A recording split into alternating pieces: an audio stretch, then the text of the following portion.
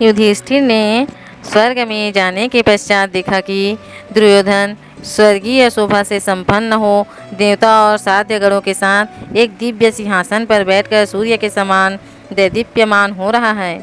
उसका ऐसा ऐश्वर्य देखकर युधिष्ठिर सहसा पीछे को लौट पड़े और उच्च स्वर से कहने लगे, देवताओं, जिसके कारण हमने अपने समस्त सुहृदों और बंधुओं का युद्ध में संहार कर डाला तथा जिसकी प्रेरणा से निरंतर धर्म का आचरण करने वाली हमारी पत्नी पांचाल राजकुमारी द्रौपदी को भरी सभा में गुरुजनों के सामने घसीटा गया, ऐसे दुर्योधन के साथ मैं इस स्वर्गलोक में नहीं रहना चाहता।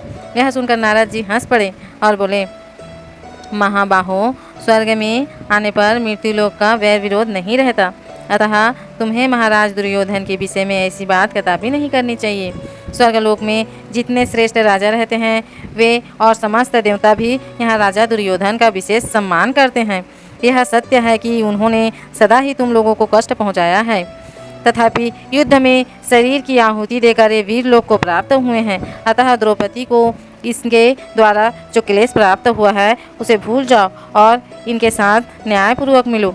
यह स्वर्गलोक है, यहाँ आने पर पहले का वैर नहीं रहता। नारद जी के ऐसा कहने पर राजा युधिष्ठिर ने पूछा, ब्राह्मण, जो महान व्रतधारी महात्मा सत्य प्रतिज्ञा विश्वविख्यात वीर और सत्यवादी थे, उन मेरे भाइयों को कौन से लोग प्राप्त हुए हैं, उन्हें मैं देखना चाहता हूँ।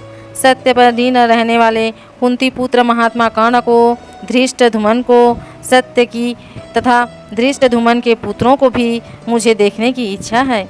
इसके सिवा जो राजा क्षत्रिय धर्म के अनुसार युद्ध में शास्त्रों द्वारा मारे गए हैं वे इस समय कहाँ हैं? उनका तो यहाँ दर्शन नहीं होता। राजा विराट, द्रुपद, धृष्टकेतु, पांचाल राजकुमार शिखंडी, द्रौपदी के 5 पुत्र तथा वीर अभिमन्यु से भी मैं मिलना चाहता हूँ। अपने प्राणों से भी प्रिय भीमसेन, अर्जुन, नकुल, सहदेव तथा धर्मप्राण द्रौपदी को भी देखना चाहता हूँ। यहाँ रहने की मेरी तनिक भी इच्छा नहीं है। यह मैं आप लोगों से सच्ची बात बता रहा हूँ। भला भाइयों से अलग रहकर मुझे स्वर्ग से क्या लेना है? जहाँ मेरे भाई हैं वहीं मेरे लिए स्वर्ग है। मैं इस लोक को स्वर्ग नहीं मानता। देवताओं ने कहा, राजन, यदि उन्हीं लोगों में तुम्हारी श्रद्धा है तो चलो, विलम्ब ना करो। हम लोग देवराज की आज्ञा से हर तरह से तुम्हारा प्रिय करना चाहते हैं। यूँ कहकर देवताओं ने देवदूतों को आज्ञा दी, तुम युधिष्ठिर को उनके सुहृद दोषों का दर्शन कराओ। तत्पश्चात राजा युधिष्ठिर और देवदूत दोनों साथ साथ उस स्थान की ओर चले जहाँ पुरुष श्रेष्ठ भीमसेन तथा अर्जुन, नकुल थे। आगे देवदूत जा रहा था और पीछे पीछे राजा युधिष्ठिर दोनों एक ऐसे मार्ग पर पहुँचे जो बहुत ही खराब था। उस पर चलना कठिन हो रहा था।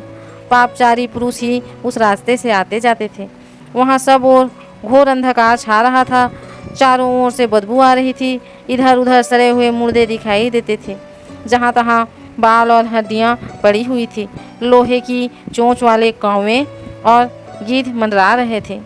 सुई के समान चुभते हुए मुखों वाले पर्वतकार प्रेत सब ओर घूम रहे थे।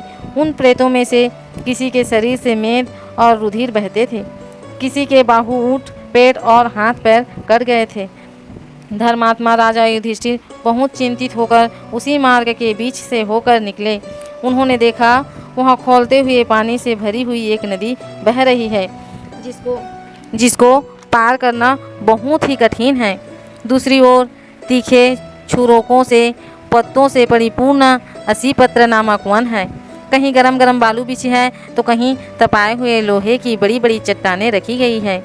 सब और लोहे के कड़ाहों में तेल खौलाया जा रहा है। यत्र पैने कांटों से भरे हुए सेमल के वृक्ष हैं जिनको हाथ से छूना भी कठिन है।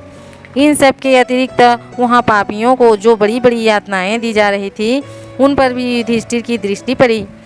वहाँ की दुर्गंध से तंग आकर उन्होंने देवदूत से पूछा, भाई, ऐसे मार्ग पर हम लोगों को अभी कितनी दूर और चलना है तथा मेरे भ्राता कहाँ हैं? धर्मराज की बात सुनकर देवदूत लौट पड़ा और बोला, बस यहीं तक आपको आना था महाराज। देवताओं ने मुझसे कहा कि जब युधिष्ठिर थक जाए तो उन्हें वापस लौटा लाना। अतः अब मैं आपको लौटा ले चलता हूँ। यदि आप थक गए हो तो मेरे साथ आइए। युधिष्ठिर उस बदबू से विकल हो रहे थे, इसलिए घबराकर उन्होंने लौटने का ही निश्चय किया।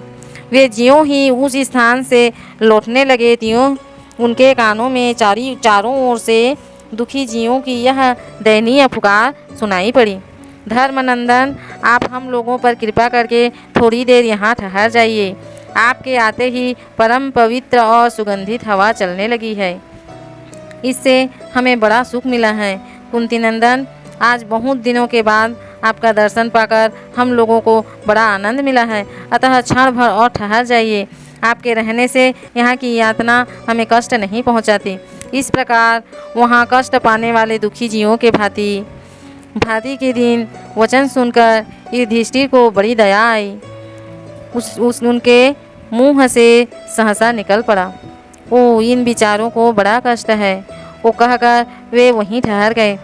फिर पूर्ववत दुखी जीवों का आर्तनाद सुनाई देने लगा, किंतु वे पहचान ना सके कि ये किनके वचन हैं।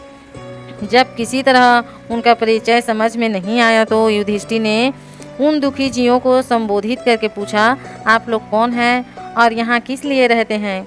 उनके इस प्रकार पूछने पर चारों ओर से आवाज़ आने लगी, मैं कर्ण हूँ, मैं भीमसेन हूँ, मैं अर्जुन हूँ, मैं नकुल हूँ, मैं सहदेव हूँ, मैं धृष्टद्युम्न हूँ, मैं द्रौपदी हूँ और हम लोग द्रौपदी के पुत्र हैं।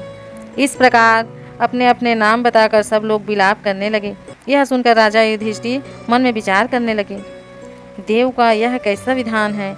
मेरे महात्मा भाई भीमसेन, कर्ण, द्रौपदी के पुत्र तथा स्वयं द्रौपदी ने भी ऐसा कौन सा पाप किया था जिसके कारण इन्हें इस दुर्गंधपूर्ण भयानक स्थान में रहना पड़ा।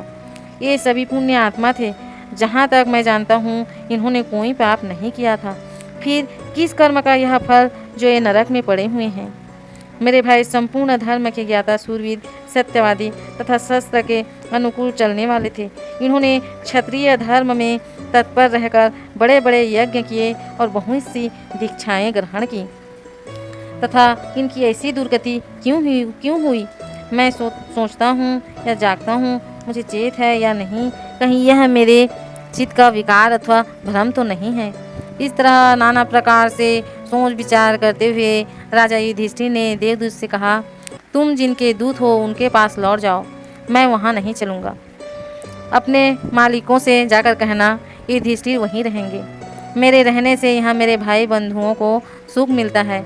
युधिष्ठिर के ऐसा कहने पर देवदूत देवराज इंद्र के पास चला गया और युधिष्ठिर ने जो कुछ कहा या करना चाहते थे वह सब उसने देवराज से निवेदन किया। धर्मराज युधिष्ठिर को उस स्थान पर खड़े हुए एक मुहूर्त ही हुआ था कि इंद्र संपूर्ण देवताओं वहां उपस्थित हुए। धर्म भी शरीर धारण करके राजा से मिलने के लिए आए। उन तेजस्वी देवताओं के आते ही वहां का सारा अंधकार दूर हो गया। पापियों की यातना का वह दृश्य कहीं नहीं दिखाई देता था। फिर शीतल मंद सुगंध वायु चलने लगी। इंद्र सहित मरुदगण, वसु, अश्वनी कुमार, साध्य, रुद्र देव तथा अन्याय स्वर्गवासी देवता, सिद्धों और महर्षियों के साथ महातेजस्वी युधिष्ठिर के पास एकत्रित हुए। उस समय इंद्र ने युधिष्ठिर को सांत्वना देते हुए कहा, हे युधिष्ठिर, अब तक जो हुआ सो हुआ, अब इनसे अधिक कष्ट उठाने की आवश्यकता नहीं है। आओ हमारे साथ चलो, तुम्हें बहुत बड़ी सिद्धि मिली है, साथ ही अच्छाई लोगों की प्राप्ति भी हुई है। तुम्हें जो नरक देखना पड़ा है इसके लिए क्रोध ना करना। मनुष्य अपने जीवन में शुभ और अशुभ दो प्रकार के कर्मों की राशि संचित करता है। जो पहले शुभ कर्मों का फल भोगता है उसे पीछे से नरक भोगना पड़ता है, और जो पहले ही नरक का कष्ट भोग लेता है वह पीछे स्वर्गीय सुख का अनुभव करता है। जिसके पाप कर्म अधिक और पुण्य थोड़े होते हैं वह पहले स्वर्ग का सुख भोगता है, तथा जो पुण्य अधिक और पाप कम किए रहता है वह पहले नरक भोग कर पीछे स्वर्ग में आनंद भोगता है। इसी नियम के अनुसार तुम्हारी भलाई सोचकर पहले मैंने तुम्हें नरक का दर्शन कराया है। तुमने अश्वत्थामा के मरने की बात कहकर छल से द्रोणाचार्य को उनके पुत्र की मृत्यु का विश्वास दिलाया था, इसलिए तुम्हें भी छल से ही नरक दिखलाया गया। राधे राधे।